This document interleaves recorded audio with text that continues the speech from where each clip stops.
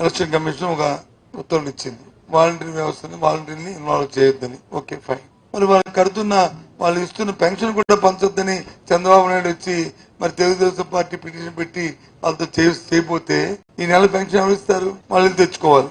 నేను రాత్రి పత్రికలు ఎక్కడ చూసా, టీవీలో డిబిటీ ద్వారా వాళ్ళకి కూడా ఇచ్చేవచ్చని.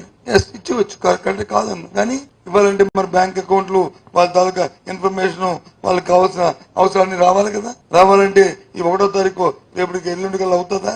మనం 4 రోజులు అవుద్దా, 10 రోజులు అవుద్దా? వాలంటీర్ వ్యవస్థ ఉంటే మరి ఇంటింటికి వెళ్ళి తిరిగి తేడానికి కాదు కదా. అంటే పేదవాడి తాలూకు ఆకలితో కూడా కుటీర రాజకీయాలు, క్షుద్ర రాజకీయాలు చేస్తుంది తెలుగుదేశం పార్టీ, ఆ కూటమి. అవునా కదా? ఆ వస్తున్న ఆ పెన్షన్ 3,000 రూపాయల కోసము 1వ తారీఖు నాడు, 2వ తారీఖు నాడు, 3వ తారీఖు నాడు చూస్తున్న ఆ పేద ప్రజలకి ఏం సమాధానం చెప్తారు? రేపు ఏ రకంగా సమాధానం చెప్తారు? ధర్మం ఇది. రాజకీయాలకు హద్దు పద్దు ఉండాలి కదా.